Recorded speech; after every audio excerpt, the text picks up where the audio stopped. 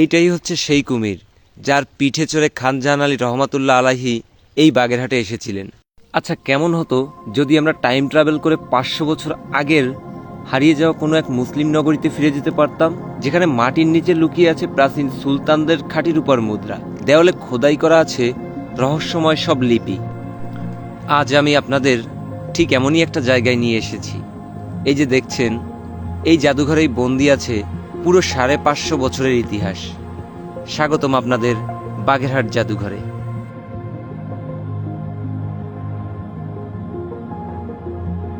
জাদুঘরে মোট প্রদর্শনীর জন্য 5টি গ্যালারি রয়েছে। আমরা এখন দাঁড়িয়ে আছি জাদুঘরের প্রথম গ্যালারিতে। একটু খেয়াল করে দেখুন, এই কাচের পাত্রে রাখা ইটগুলা কিন্তু সাধারণ কোনো ইট নয়। 15 শতকে যখন হজরত খান জাহান আলী রহমাতুল্লাহ এই পুরো বাগেরহাট বা খলিফাতাবাদ শহর গড়ে তোলেন, তখন রাজকীয় ভবন আর মসজিদ তৈরিতে এই নিখুঁত টেরাকোটার ইট ব্যবহার করা হতো। তখনকার কারিগররা মাটি পুড়িয়ে লতাপাতা ও ফুলের যে অসাধারণ নকশা ফুটিয়ে তুলেছেন, তা আজকের আধুনিক যুগের বড় বড় আর্কিটেকচারদেরও তাক লাগিয়ে দেয়। এগুলা শুধু ইট নয়, এগুলা হলো এক একটি জীবন্ত ক্যানভাস। একটা অদ্ভুত জিনিস আপনাদের দেখাই। এই যে বিশালাকার কালো পাথরগুলো দেখছেন, এগুলা হচ্ছে প্রাচীন শিলালিপি। তখনকার রাজকীয় ফরমান বা আদেশ এই ফার্সি বা আরবি ভাষায় পাথরে খোদাই করে দেওয়া হতো। এই শিলালিপিগুলো আমাদের প্রমাণ দেয় যে এই প্রত্যন্ত অঞ্চলেও কতটা শক্তিশালী ও সুশৃঙ্খল একটি শাসন ব্যবস্থা ছিল। এবার আপনাদের এমন একটা নিদর্শন দেখাতে যাচ্ছি যা দেখলে আপনাদের গায়ের লোম খাড়া হয়ে যাবে। সামনের এই কাচের বাক্সটি খেয়াল করুন। এটি কোনো সাধারণ কাচের মডেল নয়, এটি হলো খান জাহান আলী রহমাতুল্লাহ আলাইহের স্মৃতি বিজড়িত ঠাকুর দিঘির সেই বিখ্যাত এবং অলৌকিক কুমির কালাপাহাড়ের আসল চামড়া।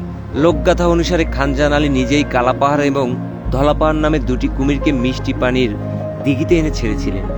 শত শত বছর ধরে তাদের বংশধররা সেখানে ছিল। এই কুমিরটি যখন মারা যায়, তখন এর ইতিহাসকে বাঁচিয়ে রাখতে এই চামড়াটি বৈজ্ঞানিক উপায়ে প্রিজার্ভ করে এই জাদুঘরে রাখা হয়। এর সামনে দাঁড়ালে সত্যি এক অদ্ভুত অনুভূতি হয়। এই কুমির নিয়ে রয়েছে হাজারো ইতিহাস, আধ্যাত্মিকতা আর অলৌকিক ঘটনা। পরবর্তী কোনো একটি ভিডিওর মাধ্যমে এই কুমিরের পূর্ণাঙ্গ তথ্য আপনাদের তুলে ধরব।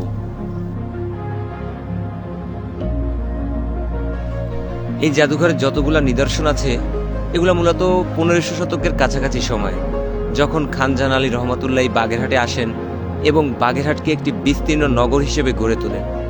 আচ্ছা, তাহলে জাদুঘরের প্রত্যেকটি নিদর্শন এক এক করে ঘুরে দেখি আমরা।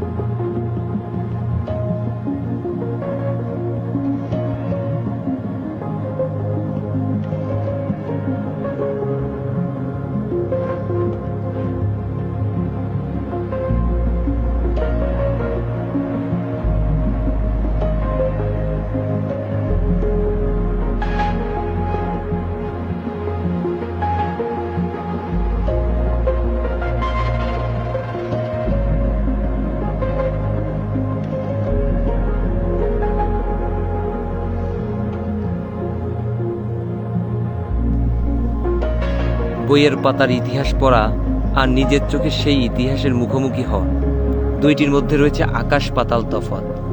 বাগেরহাটের এই জাদুঘর আমাকে ঠিক সেই রোমাঞ্চটাই দিল।